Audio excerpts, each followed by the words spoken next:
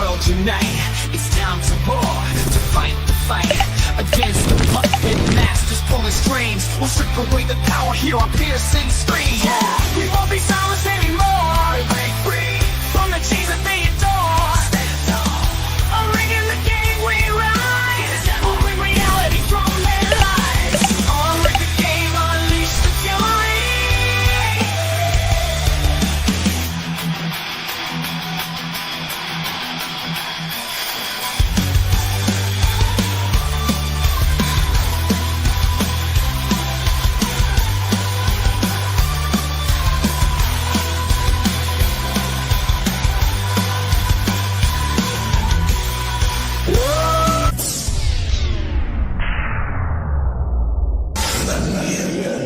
Say his name and he appears. This is a friendship that'll never ever end. Greetings and welcome to Unrig the Game. How's everybody doing this evening? Hope you are all doing and living well. Had a little bit of a weird start here. Rumble decided to have issues right before we get ready to go live, but luckily they got right on it and hooked it back up, and hopefully we stay afloat here with no issues, because this is an important stream to make sure Rumble is up for, because that's where we do our reading at, and we have to be able to read the final chapter and then a big intel by J. Michael Waller, chapters 36 and 37 of part 6, Rebuilding America's Intelligence. And here at the kickoff show, and this is the kickoff show, we'll be talking about, thank you, we'll be talking about that same topic as well. But first, let me thank all of those YouTube Winner Circle subscribers. Thank you guys so much for being part of the Winner Circle and supporting the channel. Your support means everything. Thank you so much. And a special thanks to Shelly and Wolfram, who also support the channel over on Rumble. We are broadcasting live tonight on YouTube, Rumble, and BitChute. Yes, BitChute as well. Starting to put some videos over on that channel. Now, that's not when I got 3 subscribers. But some of those videos actually get views, so people, I guess, will figure out about it eventually. I don't know who hangs out on BitChute. I have no idea, but I do appreciate the 3 subscribers I have. You guys are the fabulous 3 over there. Let's say hello to this awesome crowd here on YouTube and Rumble. Hello, Shelly. Shelly is saying hello. Hey, she's back from her Veiled Root expedition, and she is here in the chat on Rumble and YouTube, welcoming everybody with big warm hugs. And there is the Count. The Count is here. Hey, Count, how you doing? Welcome to the show. There's Heidi. Heidi was here. She's reminding everybody to make sure you don't miss out on the live chat. Thank you so much, Heidi, and welcome to the show. And it's Wolfram. Wolfram, thank you so much for dropping these links. Remember, when you are here to listen to the Wolf, he knows what he's talking about. I say it every show, and I mean it. And he wipes his paws, he lopes in, and he howls.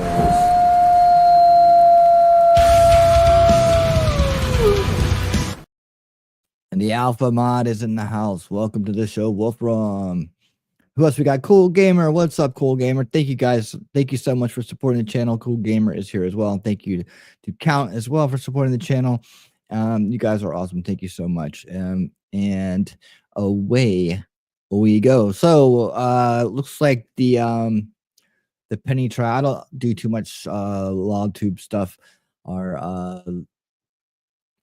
I personally, there's enough to cover in this world without covering personal dramas. But however, he did get off on the chokehold incident, where he was trying to save people from a maniac, and evidently because of who he is, he was wrongfully charged and jailed and imprisoned and meant to go through the system, simply because he was trying to be a good Samaritan and save people from a crazy man on drugs. That's the world we live in. Hopefully it's the world, it's the world we're going to change, right? It's the world we're working on changing for the better. And that's why we're here. If you're here, not guilty, says Wolfram. That's right, not guilty. If you're here, you're part of the solution, and you know that for sure. Let me change this banner up. Yeah. Yes, this is the kickoff show. The kickoff show is where we do it on all 3 platforms, YouTube, Rumble, and BitChute. And then when the kickoff show is completed, we go over to Rumble and BitChute exclusively for the reading and then the post show. And tonight, I think before we even get started, let me see. Can I do this right? I think what I'm gonna do is we're gonna do the intro to our next book. Hold on. Government Gangsters right now. We're gonna do it right now. So that way we get people interested in the book. Sound good? It's a 15-minute introduction. But it's really a lot of fun. And I want to do that, and then I want to start getting into our topic. But Government Gangsters by Kash Patel is going to be our next book. Let me get it up on screen. Let's go ahead and listen to it now so you guys can get all excited for it, because that's the next book we're going to read. And that'll be our 5th book in the series known as Unrig the Game. I like this show. I like this show a lot. I hope people enjoy it. I hope people get into reading books with us, and the next one should be great because this is our incoming FBI director, so we get to see what he's thinking about when he's talking about when he writes a book, huh? All right, what do we got here? We got this one. There we go. So let me get in my pose here for reading. This is my reading pose, and there it is, Government Gangsters by Kash Patel. That will be our next book. So let's listen to the intro together right now and get excited. Here we go. Introduction: The Deep State and its Discontents. Sometimes I wonder how, for the past 7 years of my life, I have been on the front lines of every major national security and political battle against what has become known as the Deep State. I'm just a guy from Queens and Long Island with the same story as so many others. I didn't have some special upbringing or education. My parents aren't rich or famous. They're just a couple of working-class immigrants from India. Hell, my biggest memories as a kid are going to Disney World and hockey games, pretty much as milquetoast Americana as it can get. Yet, somehow, I found myself right in the eye of an extended shitstorm that probably did more than anything to rip off the mask of our elites and reveal the rank corruption behind their facade. I guess it all started when I ended up breaking open the biggest criminal conspiracy by government officials since Watergate: Russiagate. Russiagate was as dangerous to our country as it was convoluted. Agents from the Democratic Party hired a foreign asset to cook up false rumors about the presidential nominee of the Republican Party. Then, crazed partisans hijacked the law enforcement apparatus using those rumors, repeatedly lying to federal court in order to unlawfully surveil the Republican nominee and rig the election. I just remember, because we are on YouTube, I should stop it every now and then and say something because they might give me a hard time. They'll usually start about the 20-minute mark, so probably pretty good. So I'll probably only stop it a few times just to kind of break it up. But already you kind of get in the tone of the book. They're just going to be speaking in a very relatable language, right?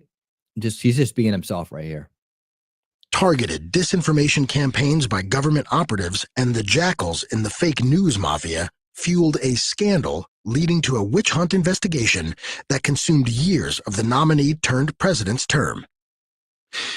I don't know if a spy novelist could have come up with something more outrageous and tragic. How that scandal came to light, and my part in it, comes later. But that's only a small piece of this book. Ultimately, this isn't a story about one scandal, or even an expose on the famous cast of malicious characters in Washington, D.C., though, trust me, I have a lot to say about them. This is a story about how the American people, myself included, slowly came to realize the truth about those who run our country. How the problems we face are not just the result of our leaders' incompetence, but more so their malice. How the media is not just one-sided, but liars. And most of all, how what became known as the Deep State isn't some crazy conspiracy, but a real force, and the most dangerous threat to our democracy. The Trump era was, more than anything else, an apocalypse in the truest sense of the word. It was an unveiling, It was a time when suddenly we came to see that unaccountable elites in Washington, armed with the powers of the state, believe that anything is justified, absolutely anything, to preserve their power. Yeah, I felt that way long before that happened. But not everybody was on it way back then. A small group of people considering the amount of people that are on it now. But the Ron Paul revolution had a good handle on all the corruption and all the gamesmanship in our government that was going on.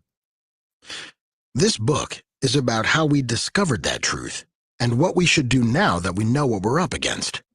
For years, as a public defender, a federal prosecutor, a congressional staffer, and finally a top aide to President Trump, I was able to observe our elites firsthand and see how the system worked. I fought battle after battle against the spiteful mandarins who continually attempted to subvert the orders of the duly elected president to achieve their own political ends. I made enemies of the most powerful names in the imperial city. Through it all, I refused to play the part of the always losing loyal opposition. Instead, I learned how to win with the truth, exposing their corruption, and the deep state has never forgiven me for it. What exactly is this deep state that I speak of? Some of the characters in this book are elected leaders. Others are yellow journalists in the media who serve as peddlers of propaganda and disinformation at the behest of the ruling elites. Still others are big tech tycoons and actors affiliated with non-governmental organizations who carry water for the Democratic Party and the radical left. But my most dogged opponents were officials within the executive branch itself, members of the unelected federal bureaucracy who think they have the right to rule America, not Congress or the president. Altogether, these actors have come to be known as the deep state. A few years ago, most Americans had never heard the term deep state, and those who had would have thought that the idea of some murky shadow government operating behind the curtains in Washington, D.C. was just a little too outlandish, something that may exist in other countries, but certainly not in the United States in the 21st century. Today, it is impossible to deny. America... We call those people first failers, right? People who are hooked in and subverted by the establishment narrative. simply doesn't work the way we were told in Schoolhouse Rock.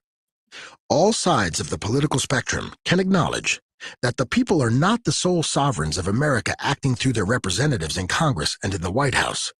The people and their wishes are not even the primary deference point for power in our government. Instead, there are groups of people at the highest level of government, business, and culture who operate independently of elections and of the people. They aren't mentioned in the Constitution, and they have their own rules, priorities, interests, and sources of power. As I confronted them time and again, I caught them manipulating the national security apparatus and failing to put our government's no-fail mission first. The mission to keep the American people safe and secure. Not only that, but they would abuse their power to subvert what the people voted for, twisting reality according to their own purposes and shredding the foundations of our constitutional republic in the process. At first glance, they can seem to be everywhere and nowhere all at the same time. Here we see a politicized investigation, and there we see the absence of a needed and legitimate investigation, coupled with a failure of oversight, accountability, or even interest from Congress or the press. Oh yeah, We that's see frustrating. a selective leak of classified information to damage a certain political movement or actor, with the establishment media acting in unison, often using the exact same language and phrases to reinforce the deep state's narrative. There, we see a seemingly coordinated cover-up where the truth seems to always remain hidden or even blocked from dissemination by big tech. Taken in isolation, every little event is able to be explained away. It was a bad apple. It was an oversight. It was a single abuse of authority. But taken together, a picture emerges of a coordinated, ideologically rigid force independent from the people that manipulates the levers of politics and justice for its own gain and self-preservation. This group is the deep state. Yep. It is worthwhile to be very clear who we are talking about. Because the deep state likes to operate in the shadows using arcane bureaucracy, Nope, it was opaque Sack legal Squash. minutia, hidden levers of power, and insider political gamesmanship largely unfamiliar to the American public, it is easy to believe that the deep state has more power than it really does. That's good to know. But the deep state is not some highly organized international league with regular meetings at Davos, Yeah. the UN, or Working the behind an idea. WHO, where they plot global domination. Right. Nor is it limited to single bad officers or bad actors within the vast federal government who make wrong decisions that undermine the public trust. Really, the deep state is the politicization of core American institutions and the federal governmental apparatus by a significant number of high-level cultural leaders and officials who, acting through networks of networks, disregard objectivity, weaponize the law, spread disinformation, spurn fairness, or even violate their oaths of office for political and personal gain, all at the expense of equal justice and American national security.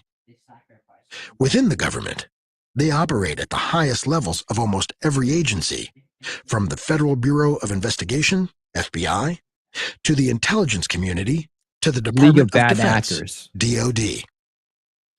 In many ways, this bureaucratic wing of the deep state is the most dangerous. The existence of an independent, unelected, politicized bureaucracy is not new. It has been operating and growing within our government for decades. President Eisenhower warned about it when he spoke of an immense military establishment and a large arms industry that is new in the American experience, which he dubbed the military-industrial complex. Yep. The evolution Eisenhower of warned in his farewell address that in the councils of government, we must guard against the acquisition of unwarranted influence by the military-industrial complex. The potential for the disastrous rise of misplaced power exists and will persist. Eisenhower wasn't the only one to bristle against independent actors within his own government. President Nixon also faced recurring trouble as bureaucrats continually attempted to stymie his initiatives. Almost every Republican president has come across the deep state within the government in less obvious ways when the bureaucracy that is supposed to be under presidential authority slow walks direct orders, leaks false information designed to damage the administration, or presents the president with restricted options on key questions that fit into the box the bureaucrats have already designed. In the most extreme circumstances, corrupt bureaucrats imagine a crime and then manufacture the evidence to pin on their opponents. They are thugs in suits, nothing more than government gangsters who act like they are righteous. For the most part, this politicized bureaucracy hampers Republicans and supports Democrats. There are many reasons for that. The bureaucracy is centralized in D.C., one of the most liberal places in America. Staff is uniformly left-wing and not at all moderate. By its nature, it is made up of pro-government people who are all educated at left-wing universities. Not to mention, the left tends to fetishize government power, while the right sees the government sometimes as a tool and other times as a barrier to human flourishing. Because of this, Republicans have traditionally been skeptical of, and sometimes even hostile to, the politicized federal bureaucracy, while Democrats have supported it. It's a simple rule that is almost always the case. Democrats and the deep state are on the same team. But for the Democrats, this is a devil's bargain. Shortly before Donald Trump took office, an unlikely person laid out the threat. Senate Democrat Chuck Schumer warned Trump against crossing a key member of the deep state, the intelligence community. "You take on the intelligence community," Schumer said, "they have 6 ways from Sunday of getting back at you." Senator Schumer said this with obvious glee. His words were a threat that Trump should watch himself. But when you embolden and unleash a power you can't control, it's only a matter of time before that power turns on you. Right now, the Democrats and the deep state are on the same team. Only a fool could imagine that their interests will align forever. But even if Democrats get most every policy they want with the help of the deep state, will it be worth the cost? The price of rule by the deep state is high, nothing less than the end of self-government in America. That is not hyperbole. Our battle with the deep state isn't just another theater in the fight between Democrats and Republicans. At the root, this isn't partisan at all. It's about the nature of our government.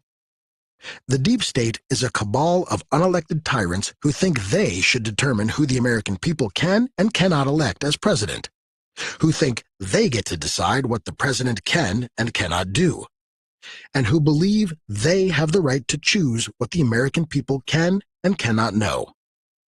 This is a battle between the people and the corrupt ruling class.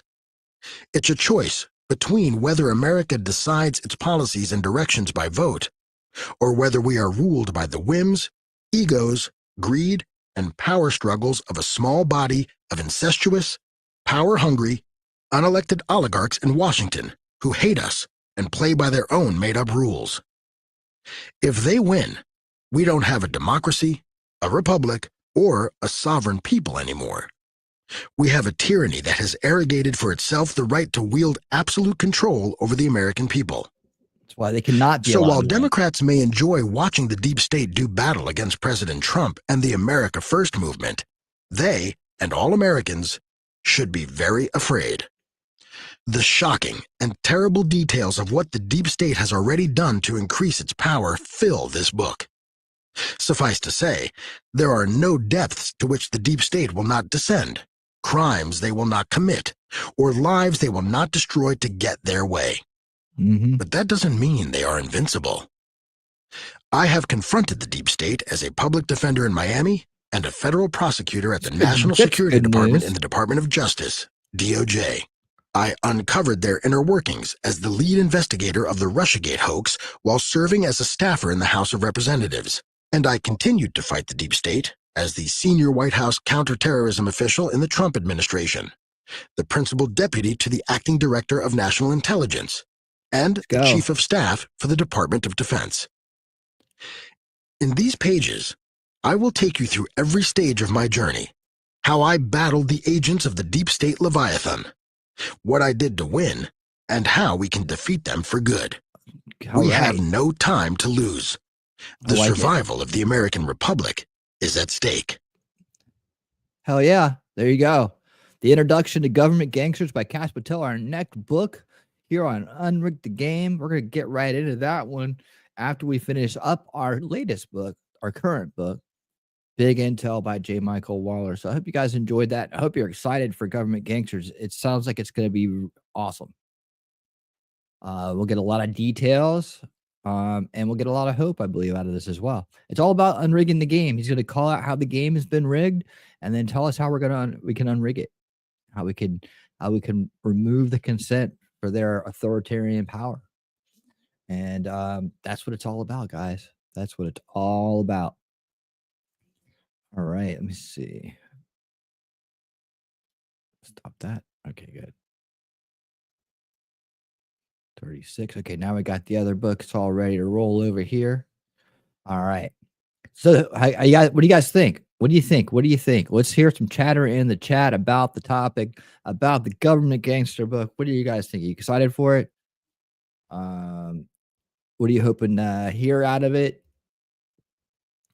What are some of the things from the introduction you like best? I don't know, man. You tell me. I can't read your mind. I can only read your chat. There you go. All right. So while you guys are doing that, is Rumble doing it again? Shit. All right. Get eyes on Rumble. Get eyes on Rumble. It seems to be okay, but I don't know. StreamYard's just trying to say it's not broadcasting there. I'm not going to freak out yet. We do need this. We do need Rumble for this show, though. So it could be turned into a short night. But right now, why it's trying to get its shit together again. What's it saying? Is it gonna keep trying or what? There's 5 people over there. I'm seeing we're live. Okay, yeah. Well, I mean, no problems here. StreamYard is maybe just be throwing me a little bit of a curveball there, but maybe it's just that we're not going to get chats from over there. Maybe that's what the problem is. We're gonna leave it the way it is, and as long as I know that we're broadcasting there and we're getting the word out, the content out, we're good. As far as chats go, I maybe might be able to see your Rumble chat, but I can see it over here on YouTube, and I can always refer to Rumble on the side in a browser. But I think the problem they're having tonight is with their chat. Shelly can hear on Rumble and see, but can't use chat. Yeah, I think the problem is with chat. So I think if we leave it alone, it'll be just fine. And we'll just keep on trucking here and talking over on the YouTube side. Again, the question goes out to you. Only your intro. You have to refresh. You have to refresh, Heidi. Yeah, I can see that we're actually live over there.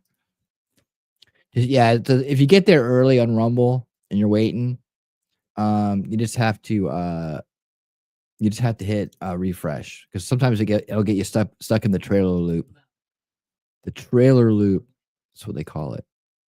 That's the new word for it. That's what all the kids are calling it these days. So it is what it is. But this is a Rumble centric show right here. This one is, because we listen to Audible and YouTube doesn't like Audible. Hey, Lee, how you doing, Waving? Grimsbar, how's it going, my man? Good to see you. Good to see all these fine folks for piling in. We just got through listening to the intro for Government Gangsters by Kash Patel, our next book we're going to be reading. If you guys are interested in that, make sure you rewind a little bit and check out that intro, give you an idea of what the next book is going to be about. It's fun reading audiobooks together or listening to audiobooks together. It is.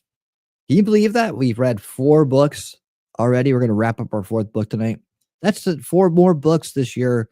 Then I don't know how many people read books constantly. Like, I know I haven't sat down and read books that I've wanted to read in a long time.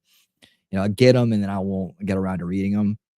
And then it's like, wow, you want to just make a show where I listen to them. Right?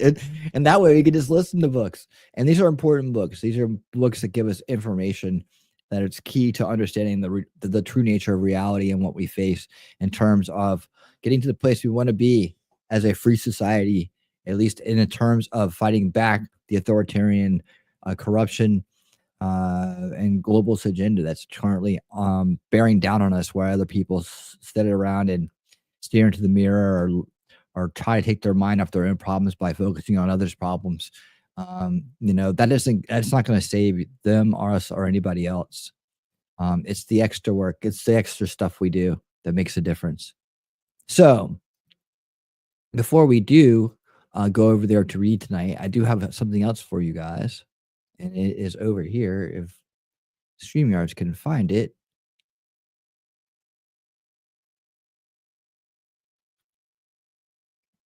Let me see where I want to start with this.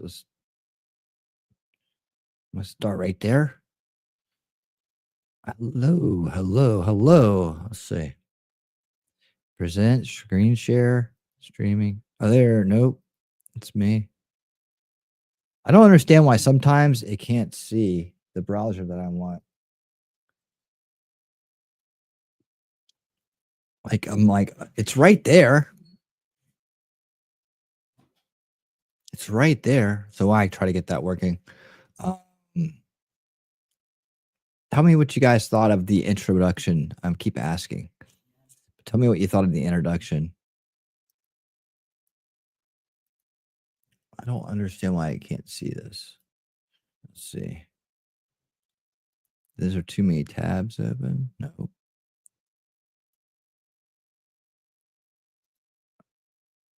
I just get rid of this. Maybe that'll help. There we go. All right. It just needed some room. That's all. So I got this great interview with J. Michael Waller in it. Where he talks about cabinet picks, and it talks about Kash Patel, and in this interview, it's from 2 weeks ago. It was on the Blaze. It's just the last part of it we're going to listen to, and it is it is before Matt Gaetz had stepped down, so there is a little bit of Matt Gaetz references going on, but outside of that, just hearing his opinion on this, I think is good. So I'm interested to hear what he thinks So I have a better idea of how effective he will be once he's in his new post. Yes, me too. You at least you'll know what he already knows and how he's going to approach things. And I'm sure, like you said, the thing about books is a lot of times people are able to put their solutions in there, right? That's the one thing that I've noticed about all these books is, you have to include your solutions with it. Don't bring a problem to me without, bringing a solution with you, right? Count got distracted. It's okay, Count. It's all right. I know you'll enjoy it. All right. So let's listen to what J. Michael Waller, I think I started at the right point. If not, we'll get there. But this was an interview about why Mayorkas and Ray refuse to testify.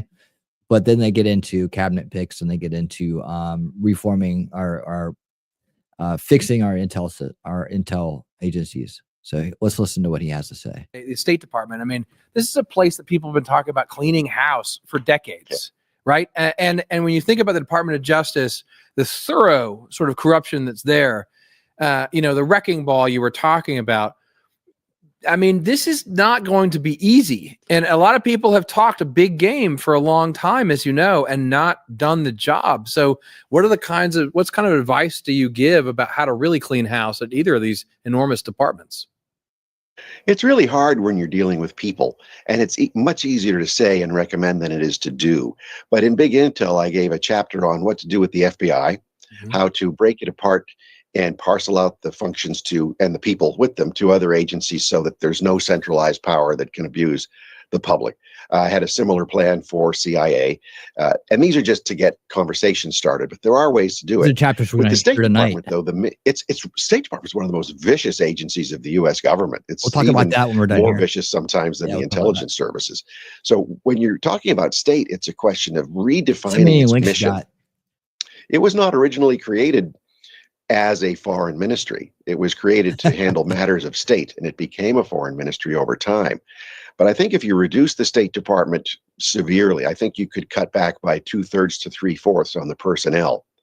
A lot of really unnecessary personnel, in addition to personnel who are doing worthless or counterproductive missions. And you make it a consular service, meaning looking after U.S. interests in other countries and U.S. citizens in other countries. And then a very small, very skilled diplomatic service like we used to have before, even, say, going back to the time of John Quincy Adams, who was sort of the classic American diplomat and diplomatic leader. You can accomplish a lot with very little, as Donald Trump proved when he hammered out the Abraham Accords in the Middle East. State Department was hardly involved at all. So we know Donald Trump has put up Radcliffe for CIA already. We're still waiting on the pick for FBI. A lot of people think it's Kash Patel. Your thoughts on Radcliffe for sure being nominated, and then who would you like to see put in the director of the FBI? Well, Radcliffe is a really good pick for the CIA because he has a lot of experience. He was already director of national intelligence. He got his feet wet in that, and he got burned a little bit. So that's all really healthy, and it's good experience for him. It's a tough time right now in the world. We're up against the Chinese and the Russians and the jihadis and everybody else. We need to have a strong foreign intelligence service like the CIA, but we also need to slash that down to its real essence to make it an elite service that's not going to be abusing the public. I think Ratcliffe can do that, but it's a question of, does he have the presidential authority and the chainsaw necessary to make it happen? As far as FBI director, again, it was kind of like Matt Gaetz. Kash Patel's a great guy. When I first heard his name being floated as FBI director, I thought, well, it's going to take some getting used to. But there you do need a wrecking ball. You do need someone with experience in intelligence. So he doesn't have he's a lawyer without law enforcement experience, but he's got intelligence experience. And of course, the FBI is a domestic intelligence agency with police powers, which it never was until the past 25 years. So he's a really ideally situated person who, like Matt Gaetz, doesn't care about making friends in Washington, wants to accomplish the mission. So he's the right guy to be the last FBI director. There you go. Hear that, guys? Take an orderly way to pull the thing apart and don't take any nonsense from the people who would otherwise try to bind his arms. I love the sound of that phrase, the last FBI director. Do you have any thoughts before we go about the strengths and weaknesses, Tulsi Gabbard, if she was, to walk into that role? Well, there's nothing like a person who's been burned badly who can do a really good job to undo things. If you look at her track record, I'd never put her in such a position like that just based on her statements in the past. On the other hand, she's been burned. On the other hand, she's had a last minute conversion. So I think that somebody like her, who also doesn't care about making friends, doesn't want to have a beltway existence where she's going to get rich as a contractor after running intelligence, I think she'd be a remarkable choice for this. And I think she should also be the last director of national intelligence. She should preside over dismantling it and returning it to a state where our intelligence community serves the public, not abuses the public. Jay McAwaller, you're speaking our language. It's music to our ears. I hope Ours too, I right? hope that they can get that done. Thanks for joining us today. Great to be with you both. Matthew, All right. it's just J. Michael Waller on the blaze, saying these guys should be the last. We should dismantle these things. The last FBI director, the last U.S. president, the last Trump, the last X crossing over. What's going to take the place of that? Big Brother? We've got to keep somebody in there to keep the evil in this world at bay. Otherwise, it runs wild, as we have grown up learning. But I'll take a total refresh, huh? I don't know. I think sometimes when we think about what we need in this country, we forget about this other thing called the rest of the world, and how they're not that, they don't think like us, they don't act like us, they don't do things like us. So we can't predict what they're going to do if everything here falls apart. I would say, look out, because you're going to have countries running in here to quickly try to stick their claim into our national resources, and we will quickly become slaves to that government if we don't have one here to push back against. So I hear a lot of hopeful thinking about things that could be, but I never hear solutions about how to handle what ifs. Like, what if it's like that? Completely lawless. Are you ready to fight off gangs of rogues out there raping and stealing without any kind of protection? Do you think you have enough bullets for that? I don't know. See, that's the kind of question I always ask the people who think we should have no government at all. I'm like, okay, well, then tell me how you plan. Well, everybody has to start behaving themselves. What? That's not going to happen. In fact, without any consequences or any fear of consequences, I believe people will behave worse. I don't know, but I asked the question and nobody ever answers it. Nobody ever answers it. It eventually will turn into mafias and mobs, and that those will have their own form of governments, which will be a lot more authoritarian. It'll be a lot more biased. I mean, I'm just saying, I'm troubleshooting. That's what I do. I problem solve and I troubleshoot. And so tell me what's the solution to that? I'm listening. I'm always listening, but I have yet to run across anybody that can do it. So I'm waiting. I mean, I'm not saying that there isn't a way, but I'm just saying I haven't found anybody that has thought that far ahead. I hope they do. I hope someone does. Someone please explain to me how we're going to do it. How are we going to have that Star Trek feature? But while you think about that, let me do this. It's cold up there in Vietnam. It has to do. I can't imagine a more beautiful thing. It's cold. I can tell you all about it. I mean, look at this thing. When I find it, I don't anything. Talking trash and truth. Thank you for your support of this channel. You are a number one, and thank you so much for the 5 gifted memberships. Welcome to the winner circle. The following people: The World's End, Digger 420, Sir Frank Otter, Mark Gatto, Whiskey 77. All of you guys, welcome to the winner circle. Hope you will make yourself at home and enjoy the festivities, and will consider becoming permanent members of that winner circle. We'd love to have you here. We're doing the base work, the good work, the hard work. We're doing what it takes to make sure that we have a future worth living in. While the rest of the world lines up for their chips, and their digital currencies because they don't care, right? It doesn't matter to them as long as they get something that makes them feel good. All right. So it's the Rumble app that's stuck in a trailer loop, although it shows live. I had to open and close out Rumble Live on Chrome to get the show live. Yeah. It does it. The escape civilization has all they need, including technology that would liberate our species. The escape civilization, who's that? Let's talk about it. Like in that was like the Terminator movie? I have to go rewatch it. You mean would the robots take over? I need to understand that better. It'd be a good conversation. I'm telling you, like that's the other guy, that little guy Corey that comes running around here, tries to sell his book, right? I think he unsubscribed and ran away and is crying in a closet somewhere. But like him, it's like, oh, we need natural intelligence, not artificial intelligence. And it's like, okay, so how are you going to stop a roving mob when you don't have a government? How are you going to stop a roving mob when you're like out there with your hippie beads on going, come on, guys, let's all agree to the non-aggression principle, like that's the most idealistic philosophy out there. And while, yeah, good people should live by that, and I think most do, it's hard to get bad people to go along with it. It's kind of like it's hard to get criminals to follow the law, and that's why we have the law. And we've evolved into where we are, right? And yes, there's very bad people trying to subvert the evolution of society because they wanted to go back to the way it was.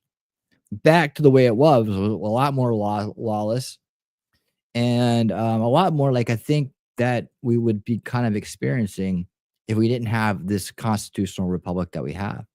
Again, these are my opinions, based on what I've learned and seen and thought about and talked about and all that.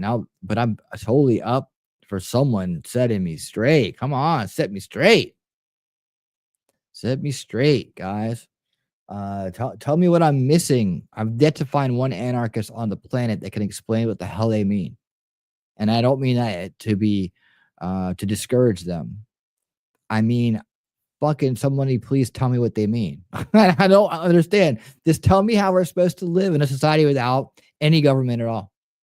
Or are you talking about a small, constitutionally limited government, which I'm for? I'm trying to figure out if we're on the same page or not. But somebody, please, come on. Let's see. I mean, there's even the dude, Mark Passio, right? He knows everything about natural law. He's got it all down. He's been trying to do the great work for 10 years and 15 years, 20 years, whatever, right? And he's yet to explain how we're supposed to not have a complete dystopia without a government. I've listened to hours and hours and hours of his seminars, and I've never heard him once explain to it. It's evil, it's force, it's the root of all. Like Corey guy will tell you, the government's the problem. It's always the problem. It's always a thing, right? Well, was it the thing when the king was chopping people's heads off, or making all the decisions for everybody? That wasn't really a government, was it? It was a monarchy. They didn't call it a government; they called it a king. That's pretty much what you're going to get. The most powerful person with the most guns, right? Who wields the most influence, which means they have the most leverage, is going to end up being the local warlord. Is there another way? Other than everybody getting their act together and deciding we're all going to get along now. Come on now. No one's going to get all violent or plot with a mob of angry, disturbed people. The worst thing in the world is a hungry mob. I'll tell you that. But if everybody has everything they need, still, there's going to be the psychopaths who want to control it. We live in a world of duality, and we live in a world of balance. These are universal laws that are outside of the forces of humanity. And there's going to be constantly an ebb and flow of trying to get to a levelness that can never be achieved in this world. The ongoing battle between good and evil, the ongoing battle between this or that or this and that.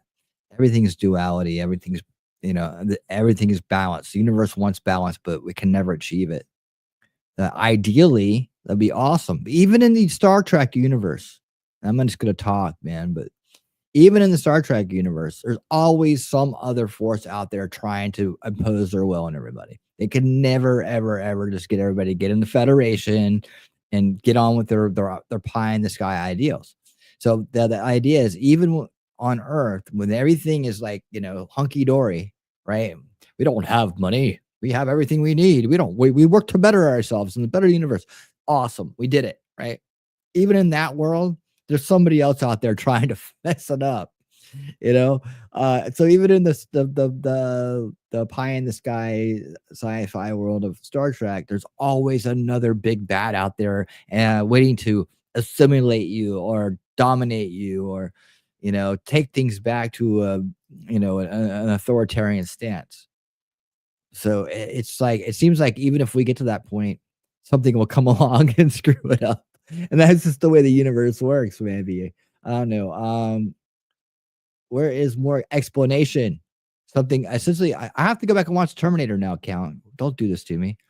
What happened in the Terminator? Like, you talk, which part of it? I need details. Back to the way it was. Does that mean everyone who is not Native American will move away? I might bite that on that one. I don't know about that. Native Americans never settled this land. They were just living here. They had some kind of thing going on, but it wasn't like they had their own. I guess if we had left it alone long enough, they would have formed a government and had borders. But as far as they goes, it was just tribe.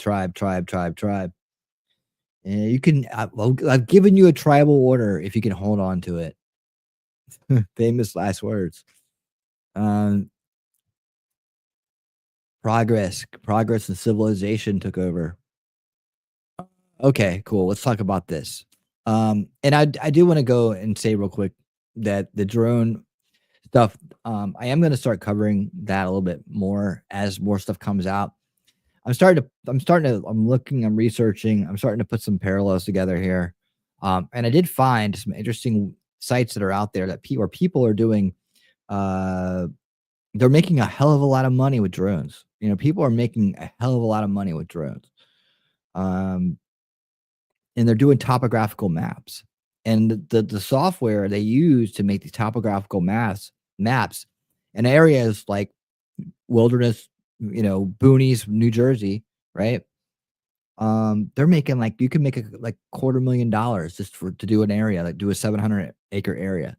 You make $250,000 because you can do it in like 2 weeks, where it would normally take like tons more money and time. So they're like, yeah, we'll pay you. You fly your drone over, you use this software it's called like rock something software, and it just flies in a pattern and it maps the data, and the mapping data, the mapping software now from the data it gets from the camera is so good that you can literally take the camera data and map it onto a map, which then maps back onto this other typography program. And you can remove all the trees. You can see the ground level. I mean, it's amazing what these guys with these drones are doing and how they're making a living doing it. It's like survey to the max, right? And these guys aren't even real surveys. There you go. LiDAR. That's exactly, right? So, flying in patterns and doing that, I don't know if they need to do it during the day. At night, that's kind of weird, right? But what they're doing is they're able to collect everything and see everything and then map it out. To what ends, who's doing it for why, what. But there's a lot of drone activity that is, I think a lot of times people are saying that it's that. But I think these guys only do it in the daytime. And they're pretty out in the open about it. I mean, they're literally pulling their trucks up there with it and doing it. I don't know. I'm finding all kinds of shit about it though. And eventually we'll find a place to talk about it more and more. I think it's a big story. And I think that it's going to unveil a something huge. Not aliens. Okay, I'm gonna say that right now. Not freaking aliens. But a new way of life that we'll have to get used to, or I'm gonna leave it at that. A new way of life we'll have to get used to, good or bad. Like whether it's being used for good reasons or for bad reasons, or by our country or by another. Something was gonna shake out because of this, because it's escalating. It's escalating fast. So Yeah, and we're gonna have all kinds of theories out there about it. That's why I think I have to pay a closer to it and put an analyst's mind on it. Because I'm not ready to, I don't do this, man. I don't do this. I try to avoid always doing this.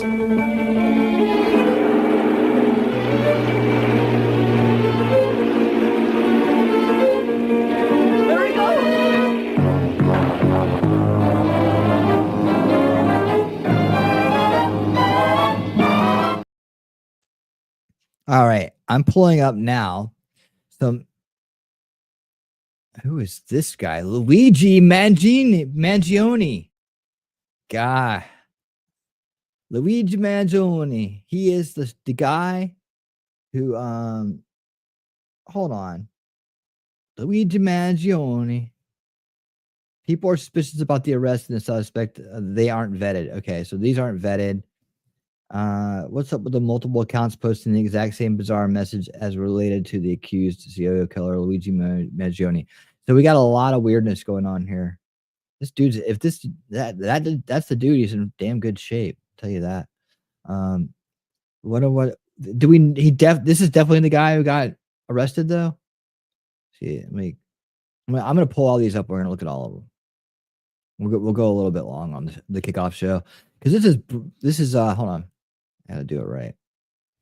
Luigi Mangione. And did I get Andy's up there? Andy. Okay. I'm gonna get all the ones you sent me. All the goodies. And yeah, we can skip Laura Limmers. Let's see. Okay, Viva. We'll see. We'll see what you do with this one. All right. People. All right. So I got about five or six of them here. That looks like a repeat. Okay, so we're gonna go with 5 on this. But we'll just run it down and we'll see what shakes out, people. Because this is something. Did I put it all the way up here? I did. This is this. Breaking news, everybody loves breaking news.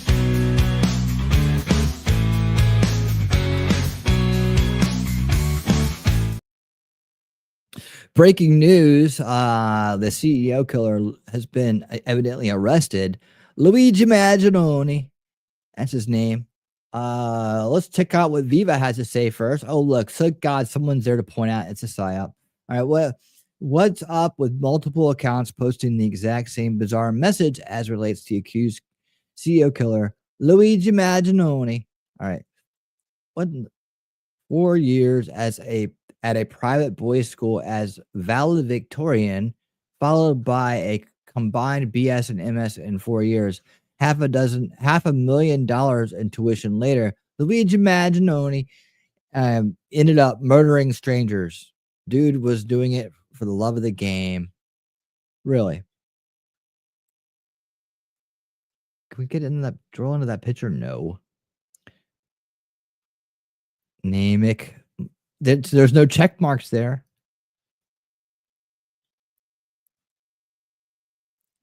This is not exactly the same thing. Mark Dice was making a point about X these days and how X has become just a engagement farming kind of thing because of the new.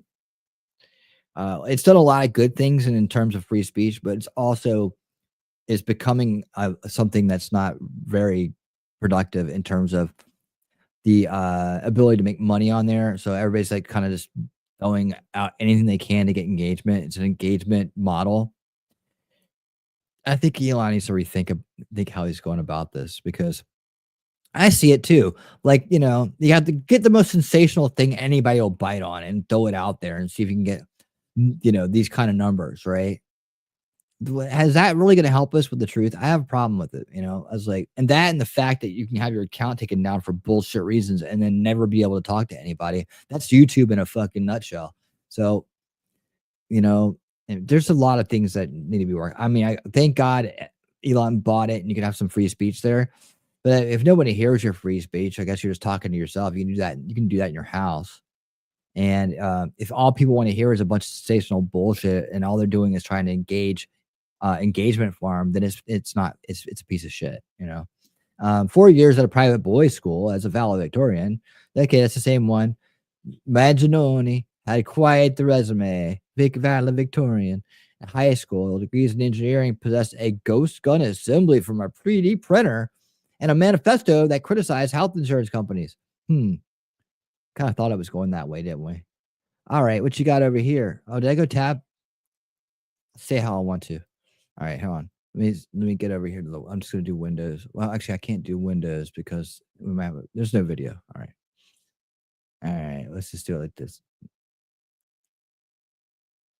Yeah. All right. The 26-year-old doing his life away for absolutely no reason murdered this person, Brian Thompson, Leo Maginoni. The suspect comes from a well-to-do family and completed his MSE from Ivy League University, UPenn. Oh, that's why he was caught in Pennsylvania. He looks like a Pennsylvania guy. The suspect evaded law enforcement for days following the Manhattan shooting that shocked the nation, shocked the monkey. Huh. Here he looks like he's at a frat party or something. There he is. Maybe he's just mad about his eyebrows. Okay. I mean, dude's in great shape. I don't know why you just, I guess he's gonna be they're gonna be loving him in prison. Let's go over to see. That's Andy Knoll. Andy, did you know? Andy, can you hear me? What are you guys saying out there? I have to look at a different screen when I'm doing this. So let me see. Black Ops reports no one. Yeah, they sure don't. Let's see. They're trying to tell you how to be a guinea pig. I know, hun. Let's see. Never underestimate the plane of God and its uncanny timing. I'm good with that. Bring it on. Bring it on.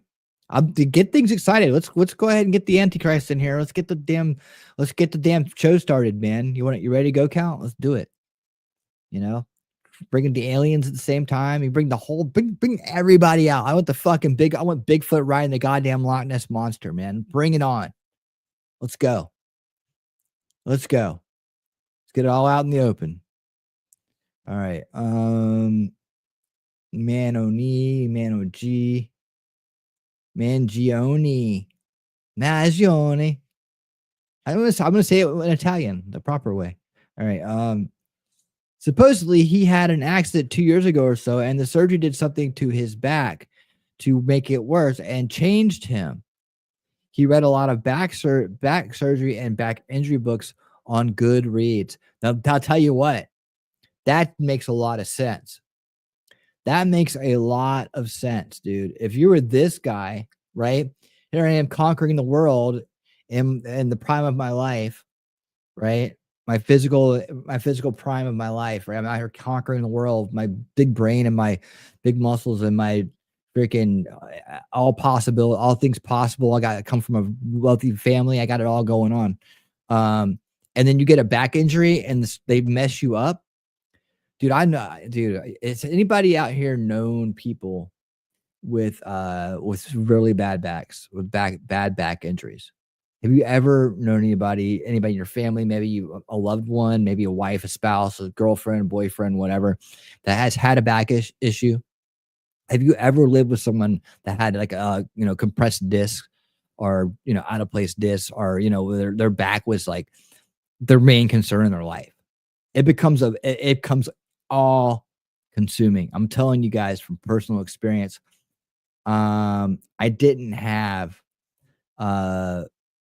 it's not me, but I dated a girl for 7 years who was in a car accident when she was a teenager, and she had compressed discs, right? And everything was about her back. Everything was about her back. It affected her in many different ways. It really, really, really did. And then when it went out of place, I mean, it went from not just the pain, it was the mental aspect of it. There was a serious mental aspect to people with severe back problems. And if you're going from a very capable person like this, with everything going for you, and then you get a severe back injury, and then you try to get it fixed.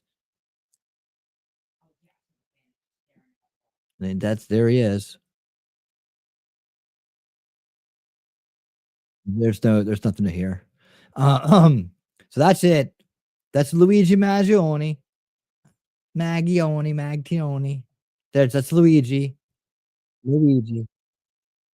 You, I know, ladies. You thought he'd be taller. But at least he's in great shape. Um, so back problems, man, that will drive you crazy. I mean, seriously, it'll make you feel like, one, you got nothing left to lose. Two, you don't want to live. I mean, that came up all the time. Especially when your back's out of place. I mean, you got to understand they're feeling it all day long. And if they're having a flare up, or they got it tweaked a certain way, and it's 10 times worse, 100 times worse, you don't know what it's like to live with that. You don't want to have a back injury. You don't want to have anything like that. My grandma had 14 back surgeries stemming from getting thrown from a horse when young. I bet you she talked about her back all the time. Like, seriously. Scott, Hot Vivek, what's up? I have had 2 back surgeries because of work-related injuries. So Scott knows, right? You know what's going on there, right? You could say that puts a whole new spin on things. Now, why was it United Healthcare? Now that's going to probably be, I guarantee it's going to go back to his back. He's like, I don't care. I'm living in pain. I can't be the person I used to be. I can't do the things I used to do. I don't, then they screw it up and they won't fix it. Screw them. It will change you mentally. And not to mention that unless you're, really, really determined not to do it, he's probably taking some painkillers. So you think so? Think there's some painkillers going on? Joey Portman. Breaking news: Luigi Maggioni refuses to speak after arrest for killing United Healthcare CEO. Luigi Maggioni, accused of executing United Healthcare CEO Brian Thompson, arrived in court today for his arraignment, maintaining complete silence. So he just he doesn't have to. What's he got to talk about? The arrest followed a tip from a McDonald's worker. But Maggioni hasn't said a word since being taken into custody.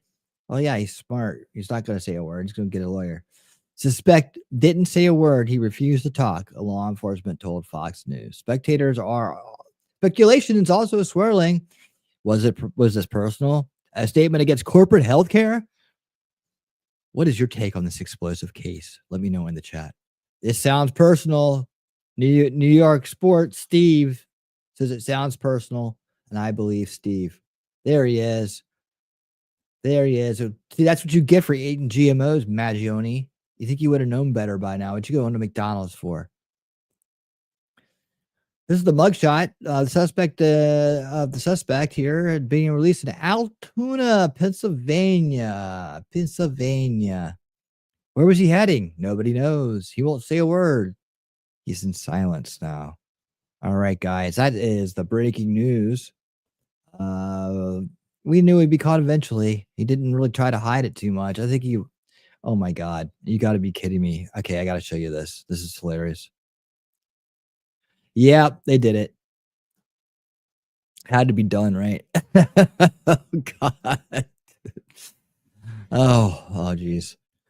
All right, back to you, chat, you wonderful, awesome chat. The most based, informed, solution-minded people that I know. And you are. I did not mean to offend you. You called yourself a guinea. I did not realize it was a slur. If God listens to my prayers, he won't. My violence needs no encouragement. Oh, you know. Don't you worry about it. You can't offend her. She's unoffendable. Didn't expect it, but wasn't offended. Just never call her a wop.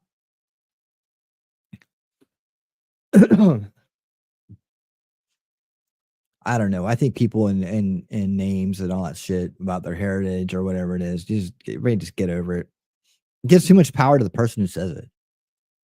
You know, we ought to be able to say any offensive terms we want to now, or just nobody say any at all. Just make up your minds. Make up your minds.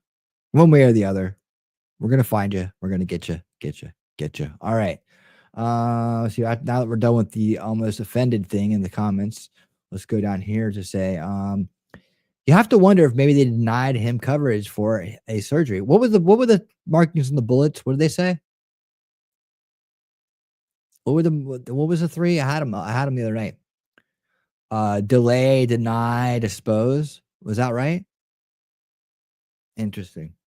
And it was 3D. It was done in 3D. I'm going to get out my numeric calculations now and probably trace this back to the Illuminati. But anyways, no, I think depose, deny, and delay. Depose, deny, delay. So depose means what? That he had to run down his whole ordeal with his back. Huh? What was the third one? Never mind. All right. I was hit by a 25 foot section of 6-inch pipe, fractured 3 vertebrae, and herniated 2 discs. It was bad. Holy crap. Are you a pipe fitter, Scott? Are you a pipe fitter? 25 foot section of a 6-inch pipe. Was it dropped from a crane? How did that happen? I'm interested. Let me know. Spinal injuries can actually lower brain function and IQ. The signals get corrupted and stay that way even if back is fixed. Stay that way even if back is fixed. Man, that sucks. Sounds like to me, we might be onto something here. It's like removing a virus from a computer. Some files will always be corrupted. He should have been arrested for just stopping at McDonald's and Gates Potatoes. Yes. Yes, I agree, Ellie. I agree. It's 2024. If you don't know McDonald's is poison, at least in the US by now, I don't know what I could do for you. Why do we know so much? Why do we know so little? I got in a car accident a year ago, totaled my vehicle, me and my career. Were you a race car driver? Remember, guys, listen to the wolf. He knows what he's talking about.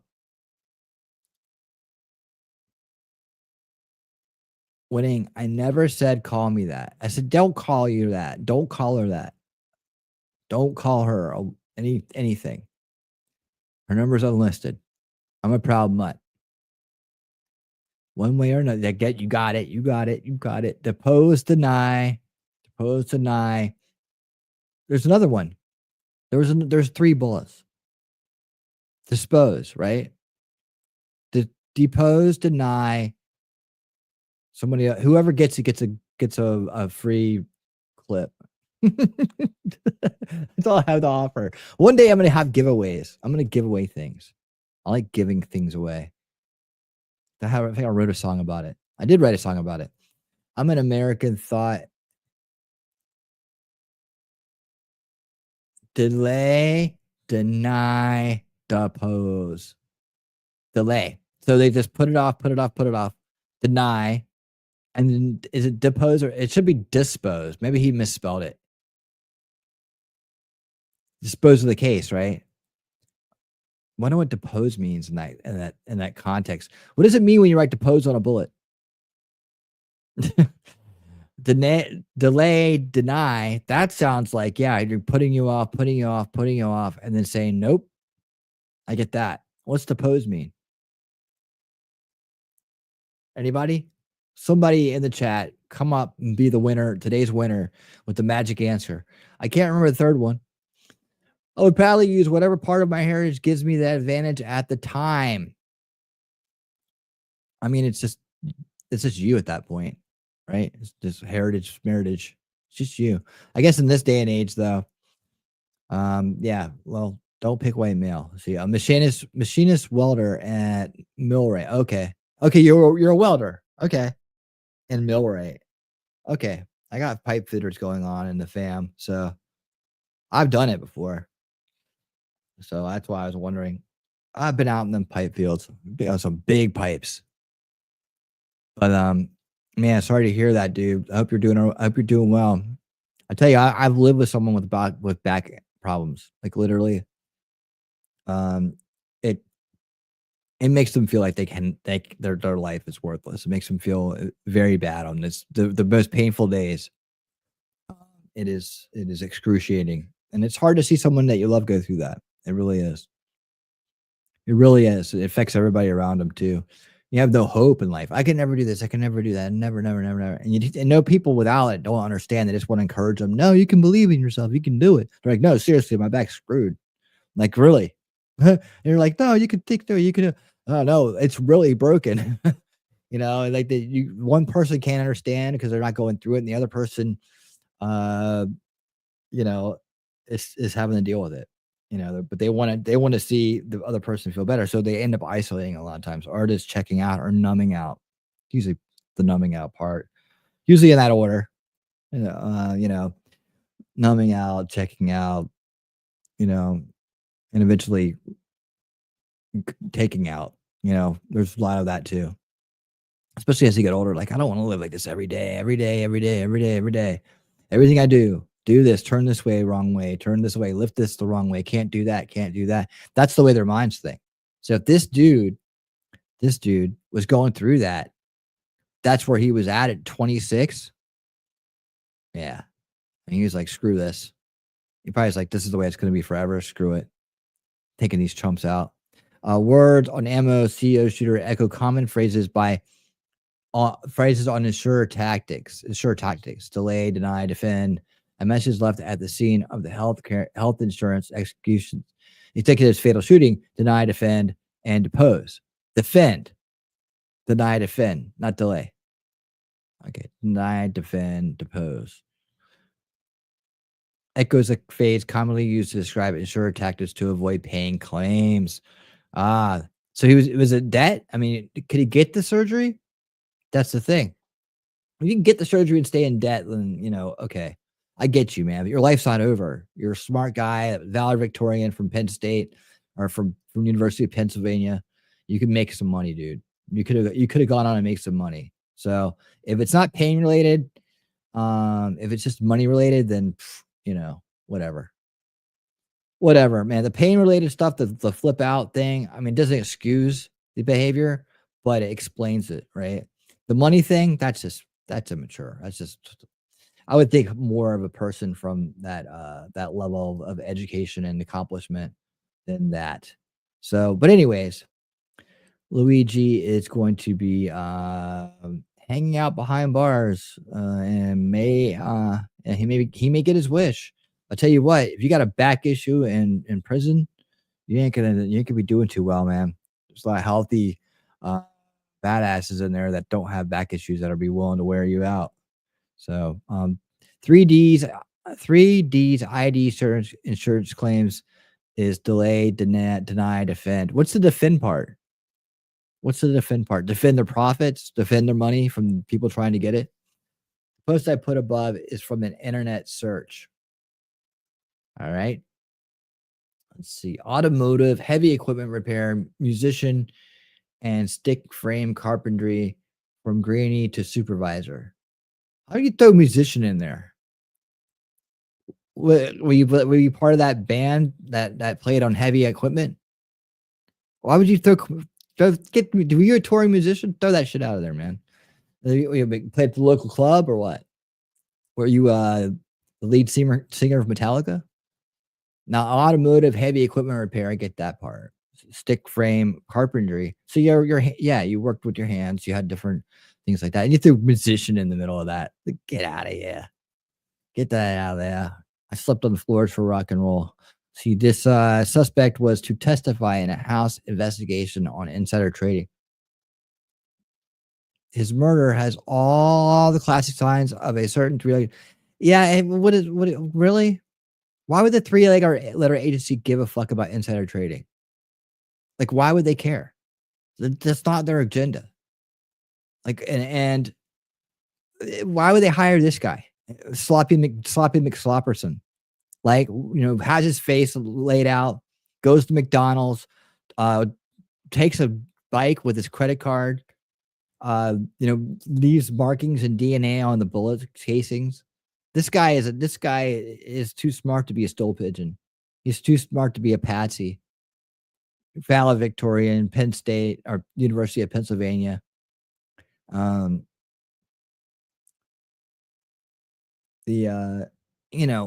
don't buy it. I'm sorry. If that's the hallmarks of a three-letter agency hit, they're fucking up big time. They don't have their shit together.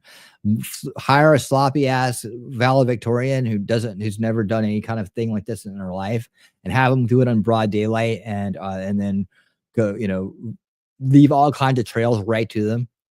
I have, maybe it's because I grew up watching James Bond or something. But I would think that they would do a little bit better job of that. I mean, shit. I don't know. I think a lot of times people think it's this, and it's not even close. I think these people, three-letter agencies, don't give a crap. Which one, first of all, and secondly, I don't think they give a crap about insider trading, because they own the courts, they own everything. They can get out of it. They can slide out of it. No one's gonna pay attention. They've been doing it forever, man. We're literally out in the open. That's just my take on it, though. Cheryl, my coursework books are filing. Hey, how did that test go, Heidi? How did your test go? We didn't ask. I'm sorry.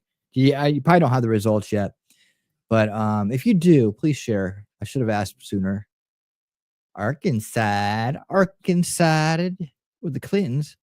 It's rather active for aloof arthritis that's eating my grapes. Cancer. Don't know. Don't care to either. What? You have arthritis in your nuts? Ouch. Ouch. I didn't know that was possible. Why did you bring that into my world?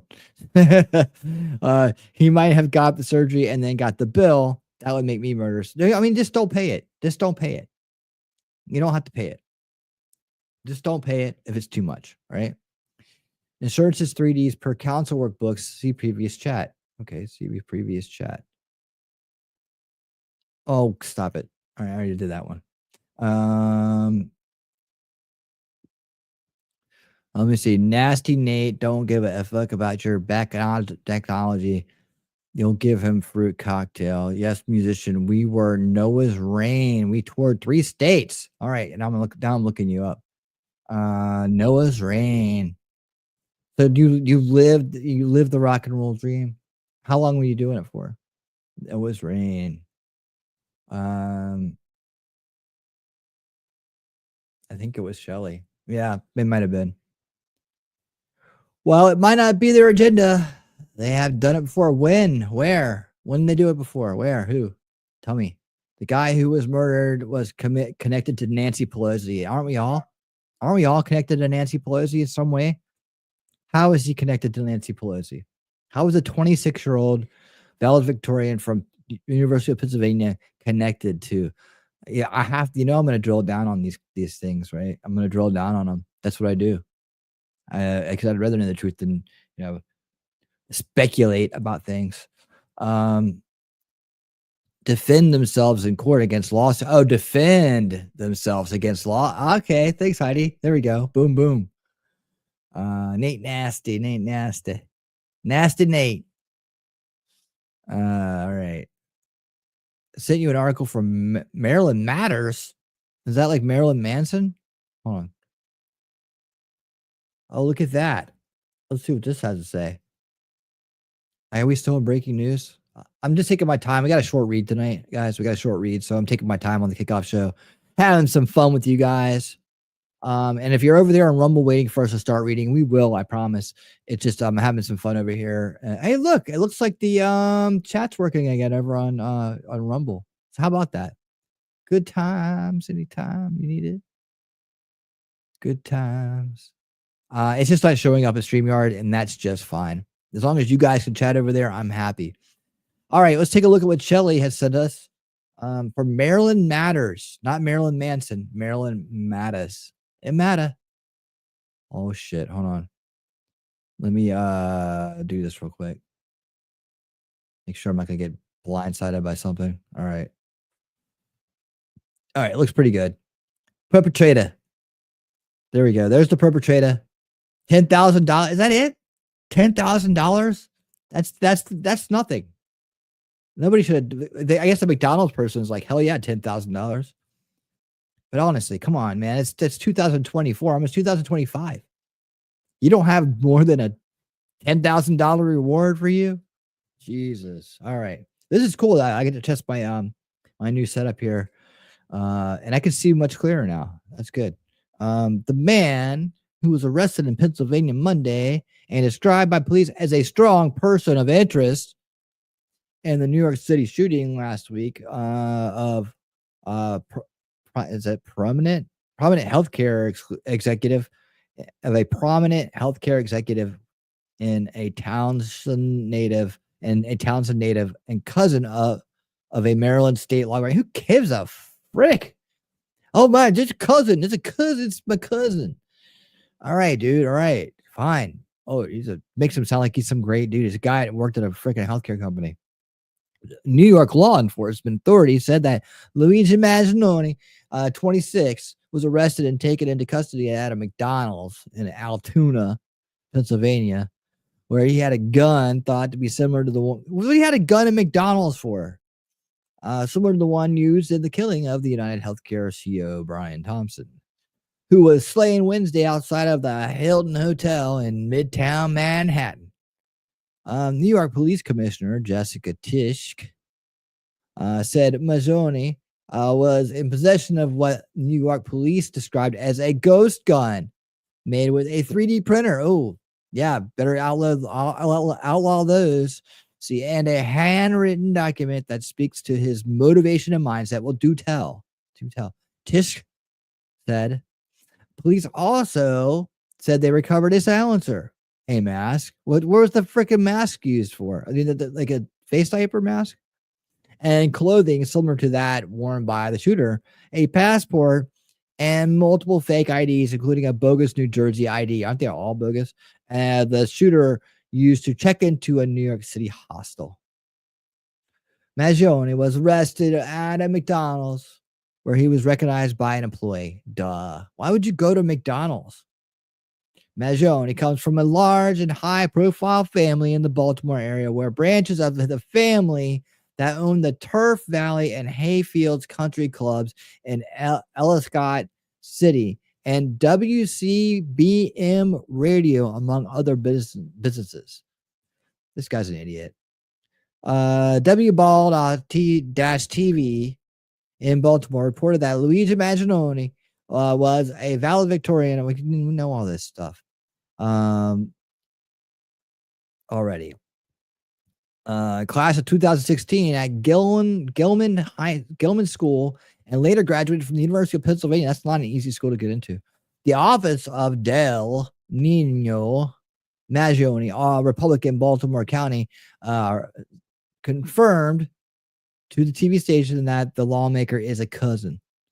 Nino Mazzoni, radio host at WCBM, who was elected to the General Assembly. And okay, fine. I don't care. This is some free PR for Nino. We don't care. Anything worth talking about here? Nope. All right, well, there you go. There we go. Now, I don't understand how that, I mean, I don't see how that's related to Nancy Pelosi. I didn't do nothing. The theory was brought by Alan Dershowitz. Oh, boy. Yeah, I should be making more money than that guy.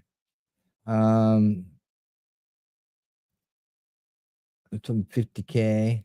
I'm going to remember this before I forget it. Where's it at? What did you call it? Noah's Rain? Noah's Rain. Be giving that a thorough listen to, Mr. Count. Thorough listening to, indeed. Okay. That, I think, is going to be it for the kickoff show here today.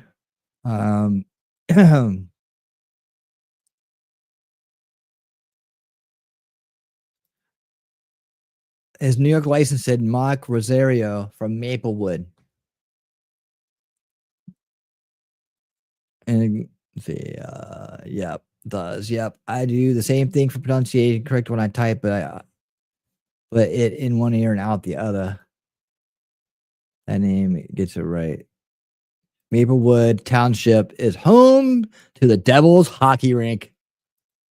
That's probably why he did that, isn't it? That's probably why he did it. Oh yeah, don't let me forget. You guys don't let me forget. Don't let me forget stuff, please. I depend on certain people to make sure I don't forget to do things. But you know, it takes a village, especially around here. All right, don't let me forget to put these super cool links into the chat. Oh, why does it move so much? All right, there you go. Only the Rumble link tonight. There's the Rumble link. Follow that link over to Rumble, of course, so that you can be part of the festivities as we finish our 4th book, Big Intel by J. Michael Waller. You guys have probably sick of me saying this name over and over again, but you know, this will be the last night of it, I guess. So we're gonna wrap it up. We're gonna have a celebration, a lot of fun, which means just listening to me talk more. But then afterwards, we're gonna I guess we're gonna do a little dance or something. Because I played all that stuff up front. I was gonna play afterwards. Let's do the intro again. No, we won't do that. But we'll do something, I'm sure. I will be right at the 2-hour mark tonight, I think. That's why I let this one go a little bit longer. We did some other stuff here. By Luigi. Thank you, Scott. Hey, Scott, you need to start coming over to Rumble, man, and reading with us. And you come read with us sometimes. Our next book is going to be Government Gangsters by Kash Patel. Maybe you want to get in on that early, like when we kick it off in 1 week from tonight. Get in on that. We're going to read about our next FBI director. Is what's in his head, what he's thinking about, what he's going to do. It should be good stuff. It's definitely good to read. Reading is fundamental, in case you hadn't heard. But anyways, yep. As Heidi's saying right now, we'll see you on the flip side, guys. Follow us over to Rumble. Link is in the description and in the chat, pinned at the very, very, very top. All right, we're gonna get on out of here, and until next time, YouTube. Later. Man, everyone's tensed up for a Rumble.